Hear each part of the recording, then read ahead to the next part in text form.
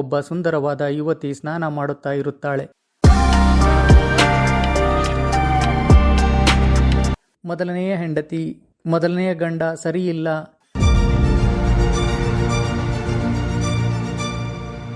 ನಂತರ 3ನೆಯ ಮದುವೆ, ನಂತರ 4ನೆಯ ಮದುವೆ. ಶಾಂತಿ ಮಾತ್ರ ಸಿಗುತ್ತಿಲ್ಲ. ಹಚ್ಚಿಕೊಳ್ಳಬೇಡಿ, ಹಚ್ಚಿಕೊಂಡರೆ ಹುಚ್ಚರಾಗುವಿರಿ. ಸಂಬಂಧಗಳು ಇರಲಿ, ಅವು ಬಂಧನವಾಗದಂತೆ ಇರಲಿ.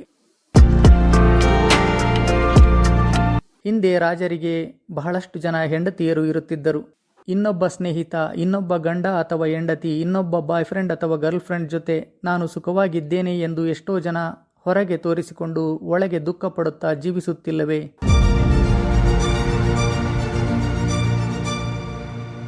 ಕೆಲವರನ್ನು ಮದುವೆಯಾಗಿ 1 ದಿನಕ್ಕೆ, 1 ತಿಂಗಳಿಗೆ, 1 ವರ್ಷಕ್ಕೆ ವಿಚ್ಛೇದನವಾಗುತ್ತಿದ್ದಾರೆ. ಇವೆಲ್ಲವೂ ಏಕೆ ನಡೆಯುತ್ತಿವೆ? ಇದಕ್ಕೆ ಕಾರಣ ಏನು? ಕರುವನ್ನೇ ಹಾಕಿರದ ಹಸು ಹಾಲು ಕೊಟ್ಟರೆ ನಾಲಿಗೆ ಇಲ್ಲದ ಬೆಕ್ಕು ಬಂದು ನೆಕ್ಕಿತ್ತಂತೆ.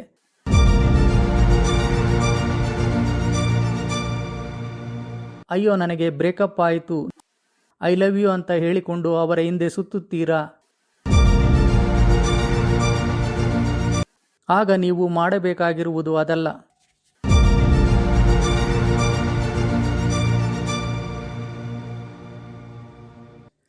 ನಮಸ್ಕಾರ ಸ್ನೇಹಿತರೆ, GCV ಚಾನಲ್ಗೆ ನಿಮಗೆ ಸ್ವಾಗತ. ಇಲ್ಲಿ ನಾನು ಅಷ್ಟಾವಕ್ರ ಗೀತೆಯ ಅಧ್ಯಾಯ 10ರಲ್ಲಿ ಇರುವ 3 ಶ್ಲೋಕಗಳ ಬಗ್ಗೆ ಆಳವಾಗಿ ತಿಳಿಯಲಿದ್ದೇವೆ.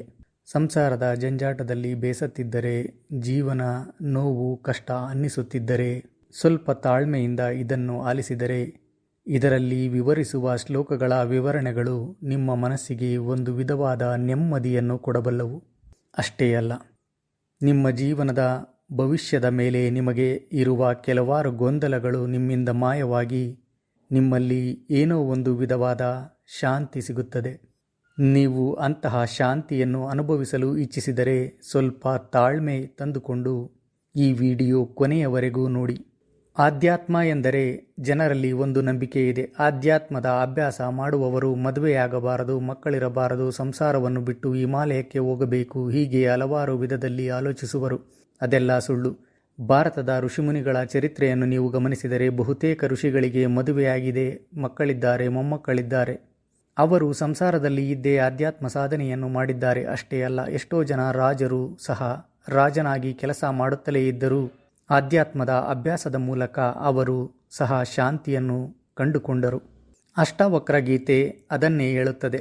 ಆಧ್ಯಾತ್ಮದ ಸಾಧಕನಾಗಲು ಸಂಸಾರವನ್ನು ಬಿಟ್ಟು ಹಿಮಾಲಯಕ್ಕೆ ಹೋಗುವ ಅವಶ್ಯಕತೆ ಇಲ್ಲ. ಸಂಸಾರ ಜೀವನದಲ್ಲಿ ಇದ್ದೇ, ಇದೇ ಪ್ರಪಂಚದಲ್ಲಿ ಇದ್ದೇ, ಅದಕ್ಕೆ ಅಂಟಿಕೊಳ್ಳದೆ ಜೀವಿಸುವುದು ಹೇಗೆ ಎನ್ನುವುದನ್ನು ಕಲಿತು ಜೀವಿಸಿದರೆ ಜೀವನ ಆನಂದಮಯವಾಗಿ ಇರುತ್ತದೆ ಎನ್ನುವ ಬಹುದೊಡ್ಡ ಸತ್ಯವನ್ನು ನಮಗೆ ಅಷ್ಟಾವಕ್ರ ಋಷಿಗಳು ಕೊಟ್ಟಿದ್ದಾರೆ. ನೀವು ಎಲ್ಲವನ್ನು ಗಾಢವಾಗಿ ತಲೆಗೆ ಹಚ್ಚಿಕೊಂಡು ನೋವು ವ್ಯಥೆ ಪಡುತ್ತಾ ಜೀವಿಸಿದರೆ ಹುಚ್ಚರಾಗುವಿರಿ. ಹಚ್ಚಿಕೊಂಡವರು ಹುಚ್ಚರಾಗುವರು. ಹಾಗಾದರೆ ಹಚ್ಚಿಕೊಳ್ಳದೆ ಜೀವಿಸುವುದು ಹೇಗೆ? ಅಷ್ಟಾವಕ್ರ ಗೀತೆಯ ಶ್ಲೋಕಗಳ ವಿವರಣೆಯನ್ನು ಕೊಡುವಾಗ ಕೆಲವು ಉದಾಹರಣೆಗಳನ್ನು ನಾನು ಕೊಡುತ್ತೇನೆ. ಅವುಗಳನ್ನು ನೀವು ಸರಿಯಾಗಿ ಗ್ರಹಿಸಿದರೆ ಸಂಸಾರದಲ್ಲಿದ್ದು ಸಂತೃಪ್ತಿಯಿಂದ ಹೇಗೆ ಜೀವಿಸಬೇಕು ಎನ್ನುವ ಅರಿವು ನಿಮ್ಮಲ್ಲಿಯೂ ಮೂಡುತ್ತದೆ. ಹಾಗಾಗಿ ಸ್ವಲ್ಪ ತಾಳ್ಮೆಯಿಂದ ಈ 3 ಶ್ಲೋಕಗಳ ವಿವರಣೆಯನ್ನು ಕೊನೆಯವರೆಗೂ ಕೇಳಿ ಎಂದು ನಿಮ್ಮಲ್ಲಿ ವಿನಂತಿ ಮಾಡಿಕೊಳ್ಳುತ್ತಿದ್ದೇನೆ. ಈ ಅಷ್ಟಾವಕ್ರ ಗೀತೆಯಲ್ಲಿ ಹೇಳಿದ ಎಲ್ಲ ಶ್ಲೋಕಗಳು ಜನಕ ರಾಜನು ಅಷ್ಟಾವಕ್ರ ಋಷಿಯನ್ನು ನನಗೆ ಜ್ಞಾನವನ್ನು ಬೋಧಿಸು ಎಂದು ಬೇಡಿಕೊಂಡಾಗ ಉದಯಿಸಿದ ಶ್ಲೋಕಗಳು. ಜನಕ ರಾಜನಿಗೆ ರಾಜ್ಯದಲ್ಲಿ ಅವನಿಗೆ ಬೇಕಾದ ಸುಖ ಸವಲತ್ತು ಇತ್ತು. ಯಾವುದೇ ಕೊರತೆ ಇರಲಿಲ್ಲ. ಐಷಾರಾಮಿ ಜೀವನ, ಸಂಪತ್ತು, ಅಧಿಕಾರ, ಸಕಲ ಸೌಕರ್ಯಗಳು ಇದ್ದವು. ಆದರೆ ಅವು ಯಾವುವು ಆ ರಾಜನಿಗೆ ಸಂತೃಪ್ತಿಯನ್ನು ನೀಡಲಿಲ್ಲ, ಶಾಂತಿ ನೀಡಲಿಲ್ಲ. ಅದಕ್ಕೆ ಸಾಕಷ್ಟು ಅಧ್ಯಾತ್ಮದ ಅಧ್ಯಯನವನ್ನು ಸಹ ಜನಕರಾಜ ಮಾಡಿದ್ದ. ಆದರೆ ಯಾವುದೇ ಅಧ್ಯಯನದಿಂದ ಆಗಲಿ ಅಥವಾ ಅವರು ಭೇಟಿ ಮಾಡಿದ ಗುರುಗಳು ಋಷಿಗಳಿಂದ ಆಗಲಿ ಆ ಜನಕರಾಜನಿಗೆ ಶಾಂತಿ ಮತ್ತು ಸಂತೃಪ್ತಿ ಸಿಗಲಿಲ್ಲ. ಆ ಸಮಯದಲ್ಲಿ ಜನಕರಾಜನಿಗೆ ದೊರೆತ ಗುರು, ಅವರ ಹೆಸರೇ ಅಷ್ಟಾವಕ್ರ. ಅಷ್ಟಾವಕ್ರ ಬೋಧಿಸಿದ ಶ್ಲೋಕಗಳನ್ನು ಕೇಳಿದ ಕೂಡಲೇ ಜನಕರಾಜನಿಗೆ ಇದ್ದ ಎಲ್ಲ ಗೊಂದಲ, ಭ್ರಮೆ, ಮಾಯೆ ತೊಲಗಿ ಹೋಗಿ ಎಲ್ಲ ದುಃಖಗಳು ಮಾಯವಾಗಿ ಒಮ್ಮೆಗೆ ಆನಂದ, ಸಂತೋಷ, ಸಂತೃಪ್ತಿ ಆವರಿಸಿತು. ಅಷ್ಟಾವಕ್ರ ಹೇಳಿದ ಶ್ಲೋಕಗಳನ್ನು ಕೇಳಿದ ಮಾತ್ರಕ್ಕೆ ಜನಕರಾಜ ಸಾಕ್ಷಾತ್ಕಾರಗೊಂಡನು. ನಾನು ಈಗಾಗಲೇ ಅಷ್ಟಾವಕ್ರ ಗೀತೆಯ ಶ್ಲೋಕಗಳ ಅರ್ಥ ಇರುವ ವಿಡಿಯೋಗಳನ್ನು ಅಪ್ಲೋಡ್ ಮಾಡಿದ್ದೇನೆ. 5 ಭಾಗಗಳಲ್ಲಿ ಅವು ಲಭ್ಯವಿವೆ. ನೀವು ಅಷ್ಟಾವಕ್ರ ಗೀತೆಯ ಎಲ್ಲ ಶ್ಲೋಕಗಳ ಅರ್ಥ ತಿಳಿಯಲು ಬಯಸಿದರೆ ಆ ವಿಡಿಯೋಗಳನ್ನು ನೋಡಿ. ಆ ವಿಡಿಯೋ ಲಿಂಕುಗಳನ್ನು ಈ ವಿಡಿಯೋ ಡಿಸ್ಕ್ರಿಪ್ಷನ್ನಲ್ಲಿ ಕೊಟ್ಟಿರುತ್ತೇನೆ. ಈ ವಿಡಿಯೋದಲ್ಲಿ ನಾವು ಅಷ್ಟಾವಕ್ರ ಹೇಳಿರುವ 3 ಶ್ಲೋಕಗಳ ಬಗ್ಗೆ ಆಳವಾಗಿ ತಿಳಿಯುವ ಪ್ರಯತ್ನ ಮಾಡೋಣ. ಯಾವುದೇ ಶ್ಲೋಕದ ಅರ್ಥವನ್ನು ಸುಮ್ಮನೆ ತಿಳಿಯುವುದಕ್ಕೂ ಅದನ್ನು ಉದಾಹರಣೆಯ ಸಮೇತ ಆಳವಾಗಿ ಅರ್ಥ ಮಾಡಿಕೊಂಡು ವಿಷಯವನ್ನು ಗ್ರಹಿಸುವುದಕ್ಕೂ ತುಂಬ ವ್ಯತ್ಯಾಸ ಇದೆ. ಈ ವಿಡಿಯೋದಲ್ಲಿ ನಾವು 3 ಶ್ಲೋಕಗಳನ್ನು ಆಳವಾಗಿ ಅಧ್ಯಯನ ಮಾಡಿ ತಿಳಿದುಕೊಳ್ಳುವ ಪ್ರಯತ್ನ ಮಾಡೋಣ. ನಾವು ಯಾವುದೇ ಒಂದು ಶ್ಲೋಕವನ್ನು ಆಳವಾಗಿ ಅಧ್ಯಯನ ಮಾಡಿ ನೋಡಿದರೆ ಅದು ವಿವಿಧ ಕೋಣಗಳಲ್ಲಿ ನಮಗೆ ವಿವಿಧ ರೀತಿಯ ಜ್ಞಾನವನ್ನು ಕೊಡುತ್ತದೆ ಮತ್ತು ಅರಿವನ್ನು ಮೂಡಿಸುತ್ತದೆ. ನಾನು ಏಕೆ ಈ 3 ಶ್ಲೋಕಗಳನ್ನು ಒಟ್ಟಿಗೆ ಈ ವಿಡಿಯೋದಲ್ಲಿ ವಿವರಿಸುತ್ತಿದ್ದೇನೆ ಎಂದರೆ ಇವು ಒಂದಕ್ಕೊಂದು ತುಂಬ ಹತ್ತಿರ ಸಂಬಂಧವಿರುವ ಶ್ಲೋಕಗಳಾಗಿವೆ. ಹಾಗಾಗಿ ಈ 3 ಶ್ಲೋಕಗಳನ್ನು ಒಂದೇ ವಿಡಿಯೋದಲ್ಲಿ ನಿಮಗೆ ವಿವರಿಸುವ ಪ್ರಯತ್ನ ಮಾಡುತ್ತೇನೆ. ಅಷ್ಟಾವಕ್ರ ಜನಕರಾಜನಿಗೆ ಹೇಳಿದ ಆ 3 ಶ್ಲೋಕಗಳ ಅರ್ಥ ಒಂದೊಂದಾಗಿ ನಾವು ತಿಳಿಯುತ್ತಾ ಹೋಗೋಣ ಮತ್ತು ಅದರ ವಿವರಣೆಯನ್ನು ಸಹ ನಾವು ಆಳವಾಗಿ ಅಧ್ಯಯನವನ್ನು ಮಾಡೋಣ. ಮೊದಲನೆಯ ಶ್ಲೋಕ, ಅಧ್ಯಾಯ 10, ಶ್ಲೋಕ 2. ಮಿತ್ರ, ಕ್ಷೇತ್ರ, ದನ, ಮನೆ, ಸತಿ ಮುಂತಾದವರು 3 ದಿನವೋ 5 ದಿನವೋ ಇರುವ ಸ್ವಪ್ನ ಅಥವಾ ಇಂದ್ರಜಾಲವೆಂದು ಭಾವಿಸು. ಸರಿ, ಈಗ ನಾವು ಉದಾಹರಣೆಯ ಮೂಲಕ ಇದನ್ನು ಅರಿಯುವ ಪ್ರಯತ್ನ ಮಾಡೋಣ.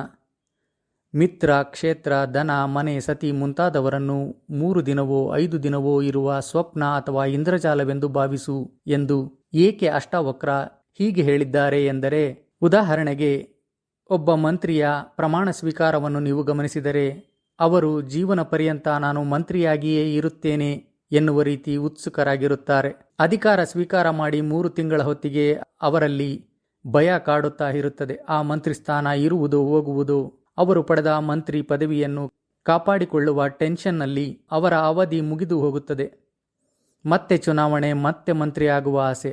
ಅವೆಲ್ಲ 3 ದಿನವೋ 5 ದಿನವೋ ಇರುವ ಇಂದ್ರಜಾಲ ಎನ್ನುತ್ತಾರೆ ಅಷ್ಟಾವಕ್ರ ಅವರು. ಒಂದು ಸಣ್ಣ ಕತೆ ಹೇಳುತ್ತೇನೆ. ಒಬ್ಬ ಋಷಿ ಇರುತ್ತಾನೆ. ಅವನು ತಪಸ್ಸು ಮಾಡುತ್ತಾ ಇರುತ್ತಾನೆ. ಆ ಋಷಿಯ ಸೇವೆ ಮಾಡಲು ಒಬ್ಬ ಶಿಷ್ಯ ಇರುತ್ತಾನೆ. ಅವನು ಯುವ ಶಿಷ್ಯ. ಗುರುಗಳು ಅವನಿಗೆ ನದಿಗೆ ಹೋಗಿ ಕಮಂಡಲದಲ್ಲಿ ನೀರು ತೆಗೆದುಕೊಂಡು ಬಾ ಎಂದು ಹೇಳುತ್ತಾರೆ. ಗುರುವಿನ ಆಜ್ಞೆಯಂತೆ ಶಿಷ್ಯನು ನೀರನ್ನು ತರಲು ನದಿಯ ಬಳಿ ಹೋಗುತ್ತಾನೆ. ಅದೇ ನದಿಯ ತೀರದಲ್ಲಿ ಒಬ್ಬ ಸುಂದರವಾದ ಯುವತಿ ಸ್ನಾನ ಮಾಡುತ್ತಾ ಇರುತ್ತಾಳೆ. ಅವಳ ಸೌಂದರ್ಯವನ್ನು ನೋಡಿ ಅವನು ಅವಳನ್ನೇ ನೋಡಲು ಆರಂಭ ಮಾಡುತ್ತಾನೆ. ಅವಳು ಸಹ ಇವನನ್ನು ನೋಡಿ ಆಕರ್ಷಿತಳಾಗುತ್ತಾಳೆ. ಹಾಗೆ ನೋಡುತ್ತಾ ನೋಡುತ್ತಾ ಅವಳ ಬಳಿ ಹೋಗುತ್ತಾನೆ. ಆ ಯುವತಿಯನ್ನು ಪ್ರೀತಿಸುವಂತೆ ಕೇಳುತ್ತಾನೆ. ಅದಕ್ಕೆ ಅವಳು, ನೀವು ನನಗೆ ಇಷ್ಟ ಆಗಿರುವಿರಿ, ಆದರೆ ನಮ್ಮ ಪೋಷಕರ ಅನುಮತಿ ಇಲ್ಲದೆ ನಾನು ನಿನ್ನವಳಾಗಲು ಸಾಧ್ಯವಿಲ್ಲ. ನೀವು ನನ್ನನ್ನು ಮದುವೆಯಾಗಲು ಇಚ್ಛಿಸಿದರೆ ನನ್ನ ಪೋಷಕರನ್ನು ಭೇಟಿ ಮಾಡಿ ಎನ್ನುತ್ತಾಳೆ. ಆಗ ಆ ಶಿಷ್ಯನು ಅವಳ ಸೌಂದರ್ಯಕ್ಕೆ ಮನಸೋತು ಅವರ ಪೋಷಕರ ಬಳಿ ಹೋಗಿ ಕೇಳುತ್ತಾನೆ. ಆಗ ಅವರ ಪೋಷಕರು, ನೀನು ಮದುವೆಯಾಗಿ ಇಲ್ಲಿಯೇ ಇರುವುದಾದರೆ ನಮ್ಮ ಅಭ್ಯಂತರ ಇಲ್ಲ ಎನ್ನುವರು. ಆಗ ಆ ಶಿಷ್ಯ ಅದಕ್ಕೆ ಒಪ್ಪಿಗೆ ನೀಡುತ್ತಾನೆ. ಅವನಿಗೆ ಮದುವೆಯಾಗುತ್ತದೆ. ಅವರ ಸುಖ ಸಂಸಾರ ಆರಂಭವಾಗಿ ಅವರಿಗೆ 4 ಜನ ಮಕ್ಕಳು ಹುಟ್ಟುತ್ತಾರೆ. ಹೀಗೆ ಒಮ್ಮೆ ಮನೆಯಲ್ಲಿ ಇದ್ದಾಗ ಒಮ್ಮೆಗೆ ಮಳೆ ಜೋರಾಗಿ ಸುರಿದು ಪ್ರವಾಹ ಬರಲು ಆರಂಭವಾಗುತ್ತದೆ. ಪ್ರವಾಹದ ಮಟ್ಟ ಜಾಸ್ತಿ ಇದ್ದ ಕಾರಣಕ್ಕಾಗಿ ಅವರೆಲ್ಲ ಮನೆಯ ಮಹಡಿಯ ಮೇಲೆ ಹೋಗುತ್ತಾರೆ. ಅಲ್ಲಿ ಪ್ರವಾಹ ಮತ್ತಷ್ಟು ಜಾಸ್ತಿಯಾಗಿ ಮಹಡಿಯ ಮೇಲೆಯೂ ನೀರು ಹರಿಯಲು ಆರಂಭ ಆಗಿ ಆ ನೀರಿನಲ್ಲಿ ಅವರ ಚಿಕ್ಕ ಮಗ ಕೊಚ್ಚಿಕೊಂಡು ಹೋಗುತ್ತಾನೆ. ಅವನನ್ನು ಹಿಡಿಯಲು ಹೋಗಿ ಅವರ ದೊಡ್ಡ ಮಕ್ಕಳು 3 ಜನ ಕೊಚ್ಚಿ ಹೋಗುತ್ತಾರೆ. ಆ ಮಕ್ಕಳನ್ನು ಹಿಡಿಯಲು ಹೋಗಿ ಅವನ ಹೆಂಡತಿಯೂ ಸಹ ಪ್ರವಾಹದಲ್ಲಿ ಕೊಚ್ಚಿ ಹೋಗುತ್ತಾಳೆ. ಅಯ್ಯೋ ನನ್ನ ಮಕ್ಕಳು, ನನ್ನ ಹೆಂಡತಿ ಎಂದು ಅವನು ಆ ಪ್ರವಾಹದಲ್ಲಿ ಧುಮುಕಿ ಅವರನ್ನು ಹುಡುಕುತ್ತಾ ಇರುತ್ತಾನೆ. ಅವರು ಎಲ್ಲಿಯೂ ಕಾಣದ ಹಾಗೆ ಆ ಜೋರಾಗಿ ಹರಿಯುವ ಪ್ರವಾಹದಲ್ಲಿ ಕೊಚ್ಚಿಕೊಂಡು ಹೋಗಿರುತ್ತಾರೆ. ಅವನು ಅಳುತ್ತಾ ದುಃಖಿಸುತ್ತಾ ಅಯ್ಯೋ ಮಕ್ಕಳು, ಅಯ್ಯೋ ಹೆಂಡತಿ ಎಂದು ಜೋರಾಗಿ ಕಿರುಚಾಡುತ್ತಾ ಇರುವಾಗ ಆ ನದಿ ತೀರಕ್ಕೆ ಅವನ ಗುರುಗಳು ಬರುತ್ತಾರೆ. ನಿನಗೆ ನೀರು ತರಲು ಹೇಳಿ ಎಷ್ಟು ಹೊತ್ತಾದರೂ ಇಲ್ಲಿ ಏನು ಮಾಡುತ್ತಿರುವೆ ಎನ್ನುತ್ತಾರೆ. ಆಗ ಆ ಶಿಷ್ಯನಿಗೆ ತಿಳಿಯುತ್ತದೆ, ಆ ನದಿಯ ಬಳಿ ಇರುವ ಯುವತಿಯನ್ನು ನೋಡಿ ಇಷ್ಟು ಹೊತ್ತು ನಾನು ಕಂಡದ್ದು ಕನಸು, ಅದು ನಿಜ ಅಲ್ಲ ಎಂದು ಅರ್ಥ ಆಗುತ್ತದೆ. ಅವನು ಕನಸಿನಿಂದ ಹೊರಬಂದು ಗುರುಗಳನ್ನು ನೋಡಿ ಶಾಕ್ ಆಗುತ್ತಾನೆ. ಅಯ್ಯೋ, ನನಗೆ ಮದುವೆಯಾಗಿಲ್ಲ, ಮಕ್ಕಳು ಇಲ್ಲ, ಯಾವ ಕಷ್ಟಗಳೂ ಬಂದಿಲ್ಲ, ನಾನು ಇದನ್ನೆಲ್ಲ ಭ್ರಮೆಯಲ್ಲಿ ಭ್ರಮಿಸಿ ದುಃಖಪಟ್ಟಿದ್ದೇನೆ ಎಂದು ಅವನಿಗೆ ಅರ್ಥ ಆಗುತ್ತದೆ. ತಪ್ಪಾಯಿತು ಗುರುಗಳೇ ಎಂದು ಹೇಳಿ ನೀರು ತೆಗೆದುಕೊಂಡು ಹೋಗಿ ಗುರುಗಳಿಗೆ ಕೊಡುತ್ತಾನೆ. ಇಲ್ಲಿ ನೀವು ಗಮನಿಸಿದರೆ ಅವನ ದುಃಖಕ್ಕೆ ಕಾರಣ ಅವನ ಹೆಂಡತಿ ಮಕ್ಕಳು ಅಲ್ಲ, ಅವರೆಲ್ಲರೂ 3 ದಿನವೋ 5 ದಿನವೋ ಇರುವ ಸ್ವಪ್ನ ಅಥವಾ ಇಂದ್ರಜಾಲವೆಂದು ತಿಳಿಯದೆ ಎಲ್ಲವೂ ಶಾಶ್ವತ ಎಂದು ಭಾವಿಸಿದ್ದು.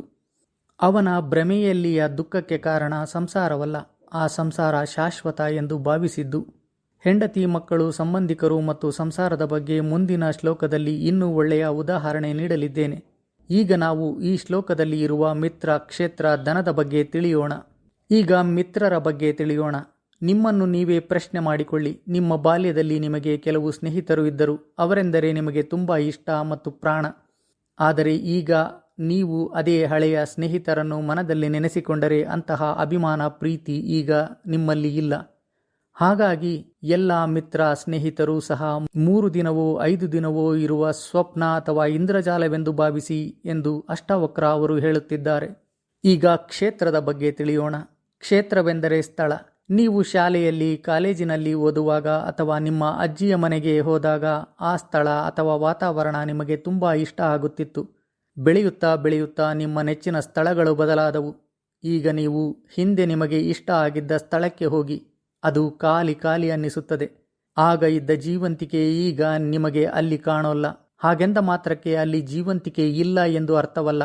ಅದು ಈಗಲೂ ಹಾಗೆಯೇ ಇದ್ದರೂ ನಿಮ್ಮ ನಿರೀಕ್ಷೆಗೆ ಈಗ ಅದು ಸರಿ ಹೊಂದುತ್ತಿಲ್ಲ. ಹಾಗಾಗಿ ಎಲ್ಲ ಸ್ಥಳ ಅಥವಾ ಪ್ರದೇಶವನ್ನು ಸಹ 3 ದಿನವೋ 5 ದಿನವೋ ಇರುವ ಸ್ವಪ್ನ ಅಥವಾ ಇಂದ್ರಜಾಲವೆಂದು ಭಾವಿಸಬೇಕು. ಈಗ ಧನ ಎಂದರೆ ಹಣದ ಬಗ್ಗೆ ತಿಳಿಯೋಣ. ಹಣ ನಿಮ್ಮ ಬಳಿ ಯಾವಾಗಲೂ ಒಂದೇ ರೀತಿಯಲ್ಲಿ ಇರಲು ಸಾಧ್ಯವಿಲ್ಲ.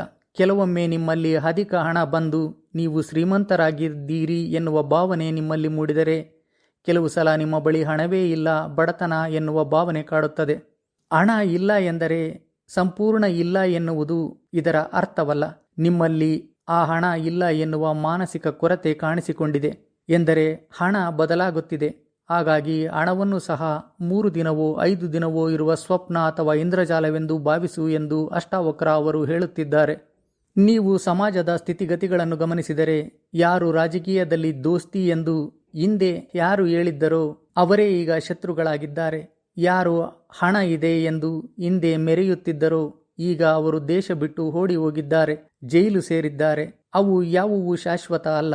ಹಾಗಾಗಿ ಇವೆಲ್ಲವೂ 3 ದಿನವೋ 5 ದಿನವೋ ಇರುವ ಸ್ವಪ್ನ ಅಥವಾ ಇಂದ್ರಜಾಲವೆಂದು ಭಾವಿಸಿ ಎನ್ನುತ್ತಿದ್ದಾರೆ ಅಷ್ಟಾವಕ್ರ ಅವರು.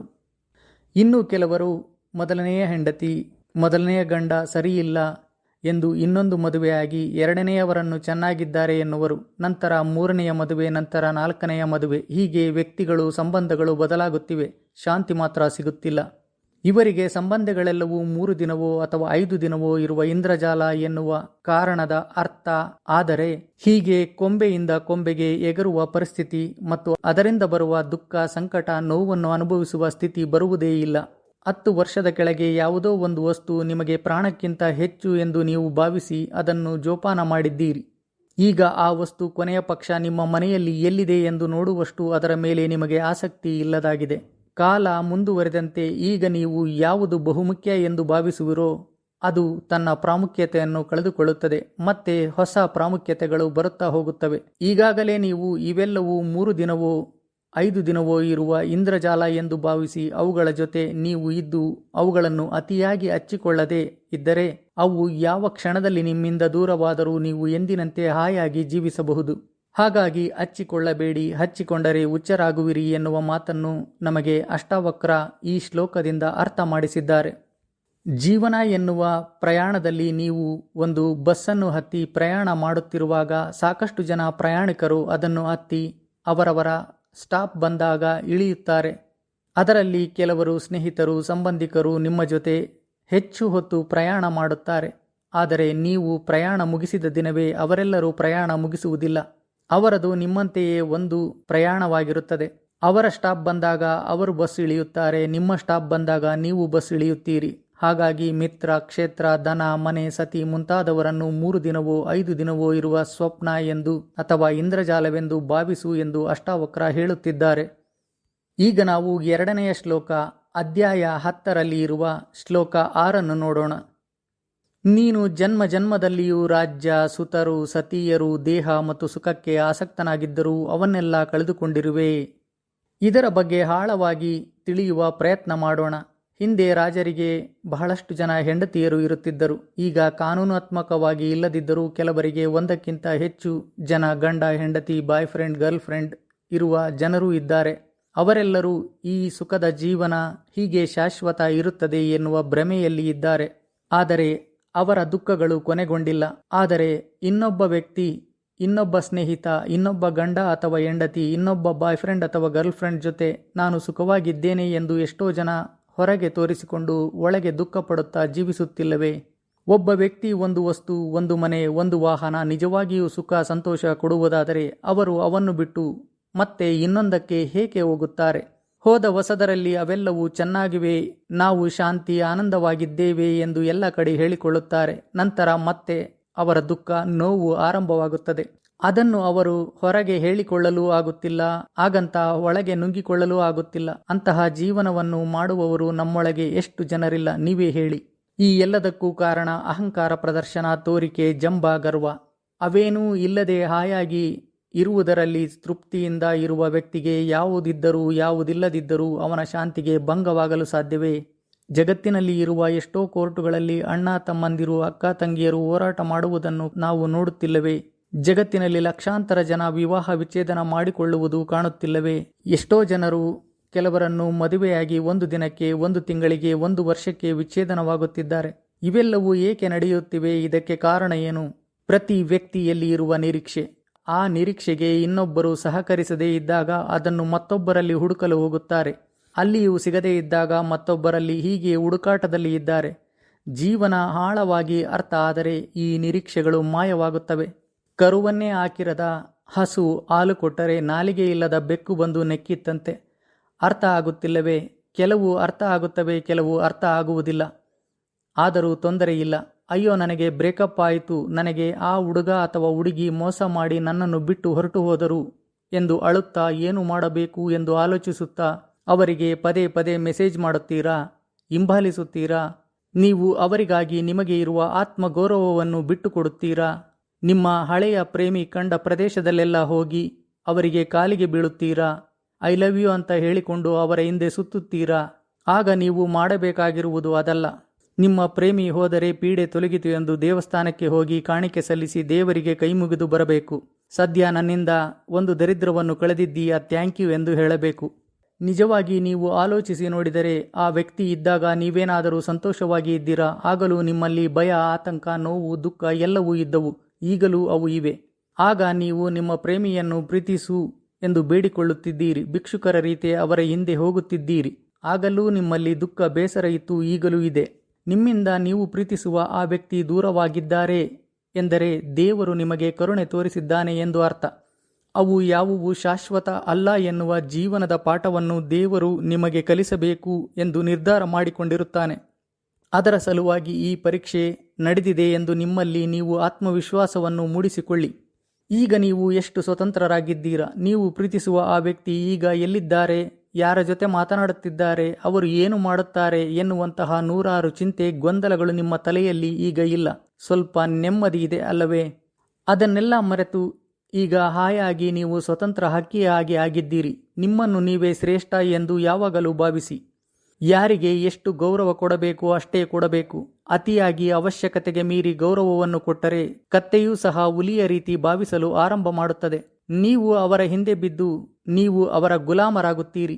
ಸಂಬಂಧಗಳು ಇರಲಿ, ಅವು ಬಂಧನವಾಗದಂತೆ ಇರಲಿ. ಆಗ ಮಾತ್ರ ನೀವು ಸ್ವತಂತ್ರವಾಗಿ ಹಾಯಾಗಿ ಜೀವಿಸಬಹುದು ಎನ್ನುವುದನ್ನು ಸ್ಪಷ್ಟವಾಗಿ ನಮಗೆ ತಿಳಿಸಿಕೊಡಲು ಅಷ್ಟಾವಕ್ರ ಅವರು, ನೀನು ಜನ್ಮ ಜನ್ಮದಲ್ಲಿಯೂ ರಾಜ್ಯ, ಸುತರು, ಸತಿಯರು, ದೇಹ ಮತ್ತು ಸುಖಕ್ಕೆ ಆಸಕ್ತನಾಗಿದ್ದರೂ ಅವನ್ನೆಲ್ಲ ಕಳೆದುಕೊಂಡಿರುವೆ. ಏಕೆ ಪದೇ ಪದೇ ಅಳುವೆ ಎಂದು ಹೇಳುತ್ತಿದ್ದಾರೆ. ಇದಕ್ಕೆ ಇಲ್ಲಿ ನಾನು ನಿಮಗೆ ಒಂದು ಉದಾಹರಣೆ ನೀಡುತ್ತಿದ್ದೇನೆ. ಆ ಉದಾಹರಣೆ ನಿಮಗೆ ಒಂದು ಮಹಾ ಸತ್ಯವನ್ನು ಅರ್ಥ ಮಾಡಿಸುತ್ತದೆ.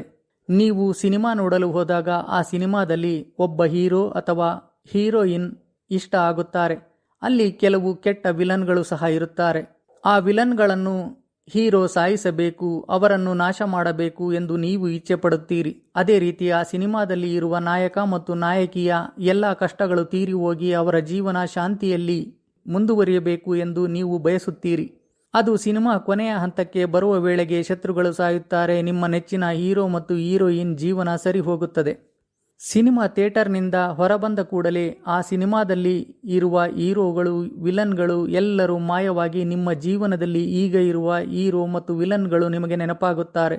ಮತ್ತೆ ಕೆಲವು ದಿನಗಳ ನಂತರ ಮತ್ತೊಂದು ಸಿನಿಮಾ ನೋಡಲು ಹೋಗುತ್ತೀರಿ. ಅಲ್ಲಿ ಬೇರೆ ಹೀರೋ, ಬೇರೆ ಹೀರೋಯಿನ್, ಬೇರೆ ವಿಲನ್ಗಳು, ಮತ್ತೆ ಬೇರೆಯದೇ ಕತೆ. ಅಲ್ಲಿ ನಿಮ್ಮ ಪ್ರೀತಿ ಆ ಸಿನಿಮಾದಲ್ಲಿ ಇರುವ ಹೀರೋ ಮತ್ತು ಅವನ ಕುಟುಂಬದ ಮೇಲೆ ಇರುತ್ತದೆ. ನಿಮ್ಮ ಕೋಪ ಆ ಸಿನಿಮಾದಲ್ಲಿ ಇರುವ ವಿಲನ್ಗಳ ಮೇಲೆ ಇರುತ್ತದೆ. ಸಿನಿಮಾ ಮುಗಿದು ಅವರೆಲ್ಲರೂ ಮಾಯವಾಗಿ ಅಲ್ಲಿ ನೀವು ಮಾತ್ರ ಇರುತ್ತೀರಿ. ನಿಮ್ಮ ಜೀವನವೂ ಸಹ ಇದೇ ರೀತಿ ಸಾಗುತ್ತಿದೆ. ನಿಮ್ಮ ಹಿಂದಿನ ಜನ್ಮಗಳಲ್ಲಿ ನಿಮಗೆ ಅಪ್ಪ, ಅಮ್ಮ, ಅಣ್ಣ, ತಮ್ಮ, ಅಕ್ಕ, ತಂಗಿ ಎಲ್ಲರೂ ಇದ್ದರು. ಅಷ್ಟೇ ಅಲ್ಲ, ಆಗಲೂ ನಿಮಗೆ ಮದುವೆಯಾಗಿ ಗಂಡ ಹೆಂಡತಿ ಇದ್ದರು, ಮಕ್ಕಳು ಇದ್ದರು. ಅವರೆಲ್ಲರೂ ನಮ್ಮವರೇ ಎಂದು ಭಾವಿಸಿ ಜೀವಿಸಿದ್ದೀರಿ. ಎಷ್ಟೋ ಆಸೆಗಳು ನಿಮ್ಮ ಮನದಲ್ಲಿ ಇನ್ನೂ ಇದ್ದಾಗಲೇ ವಯಸ್ಸಾಗಿ ನೀವು ಮರಣಿಸುತ್ತೀರಿ.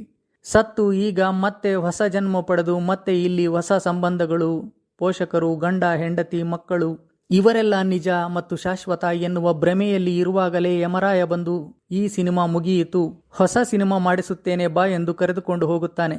ಅಲ್ಲಿ ಮತ್ತೆ ಹೊಸ ಸ್ಥಳ, ಹೊಸ ಜನ, ಹೊಸ ಕತೆ. ಹೀಗೆ ಸಿನಿಮಾದ ಹಾಗೆ ನಿಮ್ಮ ಜೀವನದಲ್ಲಿಯೂ ಎಷ್ಟೋ ಜನ ಬಂದು ಹೋಗಿದ್ದಾರೆ ಎಂದು ಜನಕ ರಾಜನಿಗೆ ಸತ್ಯವನ್ನು ಮನವರಿಕೆ ಮಾಡಿಕೊಡಲು ಅಷ್ಟಾವಕ್ರ ಹೀಗೆ ಹೇಳುತ್ತಾರೆ.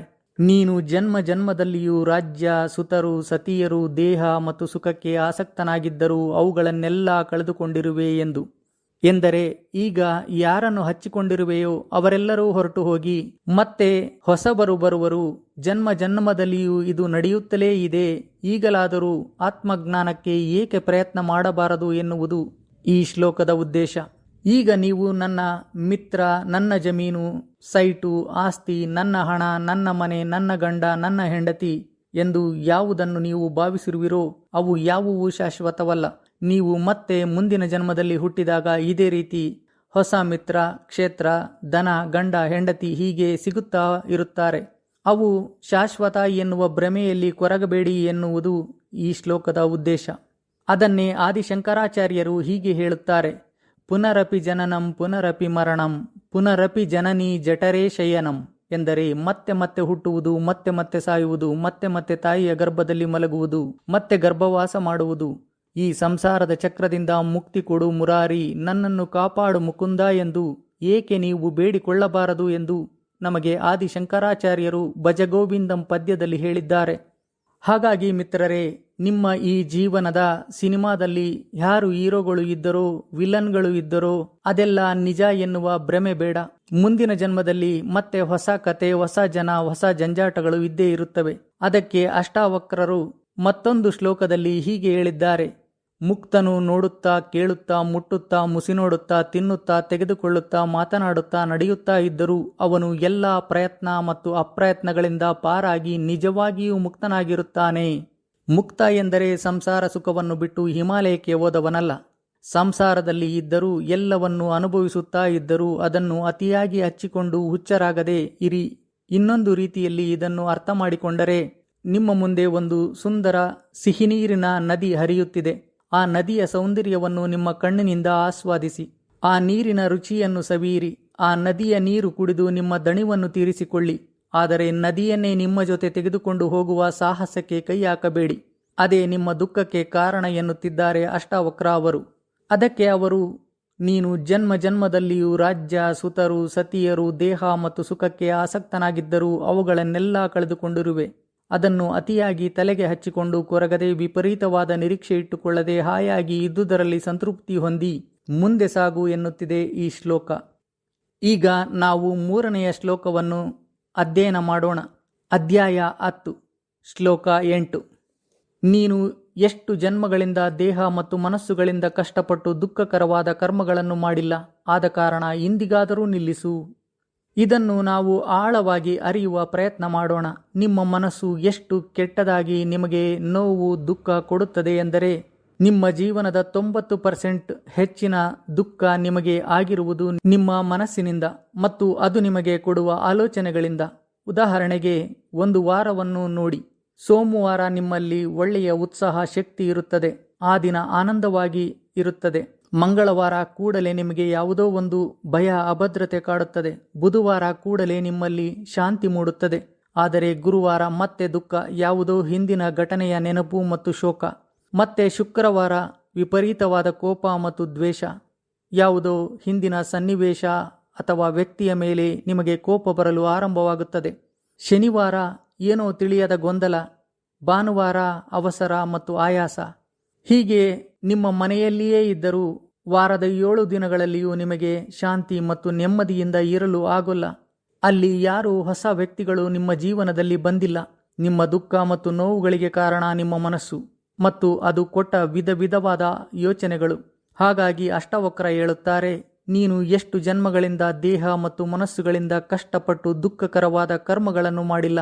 ಆದ ಕಾರಣ ಇಂದಿಗಾದರೂ ನಿಲ್ಲಿಸು, ಎಂದರೆ ಈ ಕ್ಷಣದಲ್ಲಿ ಜೀವಿಸುವುದನ್ನು ಅಭ್ಯಾಸ ಮಾಡಿಕೋ ಎಂದು ಹೇಳುತ್ತಿದ್ದಾರೆ. ಸ್ನೇಹಿತರೆ, ಇದನ್ನು ನೆನಪಿಡಿ. ಅಶಾಂತಿ, ಆತಂಕ, ಉದ್ವೇಗ, ಒತ್ತಡ, ಚಿಂತೆ, ಎಲ್ಲ ರೀತಿಯ ಭಯ ನೀವು ಭವಿಷ್ಯದ ಬಗೆಗಿನ ಅತಿಯಾದ ಚಿಂತೆ ಮಾಡಿದರೆ ಬರುತ್ತವೆ. ಅಪರಾಧ ಭಾವನೆ, ವಿಷಾದ, ಅಸಮಾಧಾನ, ಕುಂದುಕೊರತೆಗಳ ಚಿಂತೆ, ದುಃಖ, ಕಹಿ, ಖಿನ್ನತೆ ಮತ್ತು ಎಲ್ಲ ರೀತಿಯ ದ್ವೇಷ ಭಾವನೆ, ಅಸೂಯೆ, ಅತಿಯಾದ ಗತಕಾಲದ ಹಿಂದಿನ ನಡೆದ ಸನ್ನಿವೇಶಗಳನ್ನು ಚಿಂತೆ ಮಾಡಿದರೆ ಉಂಟಾಗುತ್ತವೆ. ಕಾರಣ ನಿನ್ನ ಮನಸ್ಸು ಇಲ್ಲಿ ಇಲ್ಲ. ಅದು ಕಳೆದು ಹೋದ ಕಾಲದ ಬಗ್ಗೆ ಕೊರಗುತ್ತಿದೆ. ಇಲ್ಲ ಮುಂದೆ ಏನಾಗುವುದು ಎನ್ನುವ ಭಯ, ಚಿಂತೆಯಲ್ಲಿ ಮುಳುಗಿ ಹೋಗಿದೆ. ಬಾಲ್ಯದಲ್ಲಿ ನಿಮ್ಮ ಆ ಸಂತೋಷಕ್ಕೆ ಮೂಲ ಕಾರಣ ನೀವು ಇದ್ದಲ್ಲಿಯೇ ನಿಮ್ಮ ಮನಸ್ಸು ಇರುತ್ತಿತ್ತು. ಒಮ್ಮೆ ನಿಮ್ಮ ಮನಸ್ಸನ್ನು ಇಲ್ಲಿ ಈ ಕ್ಷಣದಲ್ಲಿ ಇಟ್ಟು ನೋಡಿ, ಆಗ ನೀವಿರುವಲ್ಲಿಯೇ ಸ್ವರ್ಗ ಕಾಣುವುದು. ಈಗ ನಿಮಗೆ ಈ ಮನಸ್ಸಿನ ಬಗ್ಗೆ ಅರ್ಥ ಆಗಿದೆ ಎಂದು ಭಾವಿಸುತ್ತೇನೆ. ಹಾಗಾದರೆ ಬೇಡದ ಯೋಚನೆಯಿಂದ ಮುಕ್ತಿ ಪಡೆಯುವುದು ಹೇಗೆ ಎನ್ನುವ ನಿಮ್ಮ ಪ್ರಶ್ನೆಗೆ ಉತ್ತರ ಧ್ಯಾನ ಅಥವಾ ದೇವರ ನಾಮ ಜಪ. ಅವು ನಿಮ್ಮನ್ನು ವರ್ತಮಾನದಲ್ಲಿ ಜೀವಿಸುವಂತೆ ಮಾಡುತ್ತವೆ. ಅಷ್ಟೇ ಅಲ್ಲ, ನಿಮ್ಮ ಮನಸ್ಸು ನಿಮ್ಮ ಹಿಡಿತಕ್ಕೆ ಸಿಗುತ್ತದೆ. ನಿಮ್ಮನ್ನು ಕಂಟ್ರೋಲ್ ಮಾಡುತ್ತಿರುವ ಮನಸ್ಸು ನಿಮ್ಮ ಕಂಟ್ರೋಲ್ಗೆ ಬರುತ್ತದೆ. ಅದಕ್ಕೆ ಅಷ್ಟಾವಕ್ರ ಅವರು, ನೀನು ಎಷ್ಟು ಜನ್ಮಗಳಿಂದ ದೇಹ ಮತ್ತು ಮನಸ್ಸುಗಳಿಂದ ಕಷ್ಟಪಟ್ಟು ದುಃಖಕರವಾದ ಕರ್ಮಗಳನ್ನು ಮಾಡಿಲ್ಲ. ಆದ ಕಾರಣ ಇಂದಿಗಾದರೂ ನಿಲ್ಲಿಸು ಎಂದು ಹೇಳುತ್ತಿದ್ದಾರೆ. ಈಗ ದೇಹದ ಬಗ್ಗೆ ತಿಳಿಯೋಣ. ನಿಮ್ಮ ಬಾಲ್ಯದಲ್ಲಿ ನಿಮಗೆ ಇದ್ದ ದೇಹ ಈಗ ನಿಮಗೆ ಇಲ್ಲ. ಇನ್ನು 20 ಅಥವಾ 30 ವರ್ಷ ಹೋದರೆ ಈಗ ಇರುವ ದೇಹ ನಿಮಗೆ ಆಗ ಇರುವುದಿಲ್ಲ. ವಯಸ್ಸಾಗುತ್ತದೆ, ಮುಪ್ಪು ಆವರಿಸುತ್ತದೆ, ರೋಗಗಳು ಆವರಿಸುತ್ತವೆ.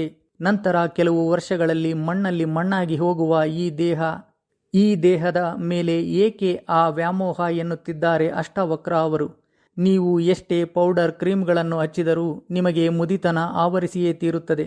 ಎಷ್ಟು ದಿನ ಮುಖವಾಡ ಧರಿಸಿ ಜೀವಿಸುತ್ತೀರಿ? ಹಾಗಾಗಿ ಈ ದೇಹವನ್ನು ಹೀಗೆ ಇಟ್ಟುಕೊಳ್ಳಬೇಕು ಎನ್ನುವ ವ್ಯರ್ಥ ಪ್ರಯತ್ನವನ್ನು ಬಿಡಲು ನಮಗೆ ಅಷ್ಟಾವಕ್ರ ಅವರು ಹೇಳುತ್ತಿದ್ದಾರೆ.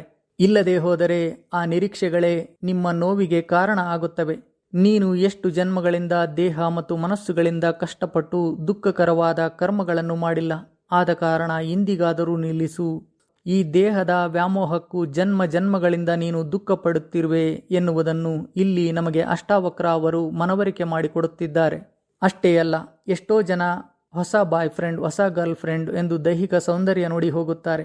ಕೆಲವು ದಿನ ಅಥವಾ ವರ್ಷದ ನಂತರ ಹೊಸ ಬಾಯ್ ಫ್ರೆಂಡ್, ಹೊಸ ಗರ್ಲ್ ಫ್ರೆಂಡ್ ಆಗಿದ್ದವರು ಹಳೆಯವರಾಗಿ ಮತ್ತೆ ಹೊಸಬರನ್ನು ನೋಡಲು ಹೋಗುತ್ತಾರೆ. ಹೀಗೆ ನೀವು ಎಷ್ಟೇ ಸರ್ಕಸ್ ಮಾಡಿದರೂ ನೀವು ಹುಡುಕುವ ಆ ತೃಪ್ತಿ ವ್ಯಕ್ತಿಯಲ್ಲಿ ಸಿಗಲು ಸಾಧ್ಯವೇ? ಎಷ್ಟೋ ಮದುವೆಗಳು ಮುರಿದು ಬೀಳಲು ಕಾರಣ ಜನರಿಗೆ ಅವರಿಗೆ ಬೇಕಾದ ಆ ಶಾಂತಿ, ತೃಪ್ತಿಯನ್ನು ಹೊಸಬರಲ್ಲಿ ಹುಡುಕಲು ಹೋಗಿ ಡೈವೋರ್ಸ್ ಕೇಸುಗಳು ಜಾಸ್ತಿ ಆಗುತ್ತಿವೆ. ಇವರಿಗೆ ಒಂದು ಸತ್ಯ ಅರ್ಥ ಆಗುತ್ತಿಲ್ಲ. ನೀವು ಹುಡುಕುವ ಶಾಂತಿ, ತೃಪ್ತಿ ಹೊರಗೆ ಇಲ್ಲ, ನಿಮ್ಮಲ್ಲಿಯೇ ಇದೆ. ಅದನ್ನು ಬೇರೆಯವರಲ್ಲಿ ಹುಡುಕಲು ಹೋದರೆ ಈ ಜಗತ್ತಿನಲ್ಲಿ ಇರುವ ಎಲ್ಲ ಗಂಡು ಹೆಣ್ಣುಗಳನ್ನು ನೀವು ಮದುವೆಯಾದರೂ ನಿಮ್ಮಲ್ಲಿ ಅದೇ ಅಶಾಂತಿ, ಅದೇ ಅಸಂತೃಪ್ತಿ ಮುಂದುವರಿಯುತ್ತದೆ. ಯಾವಾಗ ನೀವು ಏಕಾಂತವನ್ನು ಆನಂದಿಸಲು ಕಲಿಯುವಿರೋ ಆಗಲೇ ತಿಳಿಯುತ್ತದೆ ನೀವು ಹುಡುಕುವ ಆ ಶಾಂತಿ, ತೃಪ್ತಿ ನಿಮ್ಮಲ್ಲಿಯೇ ಇದೆ ಎಂದು. ಆ ಏಕಾಂತದಲ್ಲಿ ಸಿಗುವ ಶಾಂತಿ, ತೃಪ್ತಿಯನ್ನು ಕಾಣಲು ಇಚ್ಛಿಸಿದರೆ ದಿನವೂ ಧ್ಯಾನದ ಅಭ್ಯಾಸ ಮಾಡಿ. ಕೇವಲ 2 ತಿಂಗಳಲ್ಲಿ ನಿಮಗೆ ಯಾವ ವ್ಯಕ್ತಿಯ ಬಳಿಯೂ ಸಿಗದ ಶಾಂತಿ, ತೃಪ್ತಿ ನಿಮ್ಮಲ್ಲಿಯೇ ನಿಮಗೆ ಸಿಗುತ್ತದೆ. ಒಮ್ಮೆ ಅದು ತಿಳಿದರೆ ಆಗ ನೀವು ಅನಾವಶ್ಯಕವಾದ ಈ ಸುಖವನ್ನು ಇತರ ವ್ಯಕ್ತಿಗಳಲ್ಲಿ ಹರಸುವ ಸಾಹಸಕ್ಕೆ ಹೋಗಿ ದುಃಖ ಪಡುವುದಿಲ್ಲ. ಸಂಸಾರ ಸುಖವನ್ನು ಆನಂದಿಸಿ, ಆದರೆ ಅದು ಹೇಗೆ ಸಿಗುವುದೋ ಹಾಗೆಯೇ ಅನುಭವಿಸಿ. ಯಾವ ನಿರೀಕ್ಷೆ ಇಟ್ಟುಕೊಳ್ಳಬೇಡಿ. ಹೇಗೆಂದರೆ, ಒಂದು ಜೇನುನೊಣ ಮಕರಂದವನ್ನು ಹೀರಲು ಹೂವು ಈ ಬಣ್ಣದಲ್ಲಿ ಇರಬೇಕು, ಈ ಗಾತ್ರದಲ್ಲಿ ಹೂವು ಇರಬೇಕು, ಇಂತಹ ವಾಸನೆ ಹೂವು ಹೊಂದಿರಬೇಕು ಎಂದು ನಿರೀಕ್ಷೆ ಇಟ್ಟುಕೊಂಡು ಹೋದರೆ ಜೀವನದಲ್ಲಿ ಯಾವ ಹೂವಿನ ಮಕರಂದವನ್ನು ಆ ಜೇನುನೊಣ ಅನುಭವಿಸದೆ ಸತ್ತು ಹೋಗುತ್ತದೆ. ಹಾಗಾಗಿ ನಿರೀಕ್ಷೆಯಿಂದ ಹೊರಬನ್ನಿ. ಮೊದಲು ನಿಮ್ಮಲ್ಲಿ ಶಾಂತಿ, ಆನಂದ ಸ್ಥಿತಿ ತಂದುಕೊಳ್ಳಿ. ಆಗ ನಿಮಗೆ ಎಲ್ಲ ಕಡೆ ಅದೇ ಶಾಂತಿ, ಸುಖ ಮತ್ತು ಆನಂದ ಸಿಗುತ್ತದೆ. ಮನಸ್ಸಿಗೆ ಗುಲಾಮರಾಗದೆ ದೇಹದ ಮೇಲೆ ವಿಪರೀತವಾದ ನಿರೀಕ್ಷೆ, ವ್ಯಾಮೋಹ ಬಿಟ್ಟು ನಿಮ್ಮ ಎಲ್ಲ ದುಃಖಗಳಿಗೆ ಕಾರಣ ಮನಸ್ಸು ಮತ್ತು ದೇಹದ ವ್ಯಾಮೋಹ ಎನ್ನುವ ಸತ್ಯವನ್ನು ನಿಮಗೆ ಈ ಶ್ಲೋಕದಲ್ಲಿ ನೀಡಿದ್ದಾರೆ. ನೀನು ಎಷ್ಟು ಜನ್ಮಗಳಿಂದ ದೇಹ ಮತ್ತು ಮನಸ್ಸುಗಳಿಂದ ಕಷ್ಟಪಟ್ಟು ದುಃಖಕರವಾದ ಕರ್ಮಗಳನ್ನು ಮಾಡಿಲ್ಲ. ಆದ ಕಾರಣ ಇಂದಿಗಾದರೂ ನಿಲ್ಲಿಸು ಎಂದು ಅಷ್ಟಾವಕ್ರ ಅವರು ಹೇಳುತ್ತಿದ್ದಾರೆ. ಇದು ಸ್ನೇಹಿತರೆ ಈ 3 ಶ್ಲೋಕಗಳು ಮತ್ತು ಆ 3 ಶ್ಲೋಕಗಳ ವಿವರಣೆ. ನಿಮಗೆ ಈ ಶ್ಲೋಕಗಳು ಮತ್ತು ಇದರಲ್ಲಿ ನಾನು ವಿವರಿಸಿದ ವಿವರಣೆಗಳು ಇಷ್ಟವಾದರೆ ನೀವು ನಿಮ್ಮ ಆಪ್ತರಿಗೆ ಮತ್ತು ಸ್ನೇಹಿತರಿಗೆ ಇದನ್ನು ಹಂಚಿಕೊಳ್ಳಿ ಎಂದು ಹೇಳುತ್ತಾ ನನ್ನ ಮಾತುಗಳನ್ನು ಮುಗಿಸುತ್ತಿದ್ದೇನೆ. ಧನ್ಯವಾದಗಳು ಸ್ನೇಹಿತರೆ. ಇಂತಿ ನಿಮ್ಮ GCV.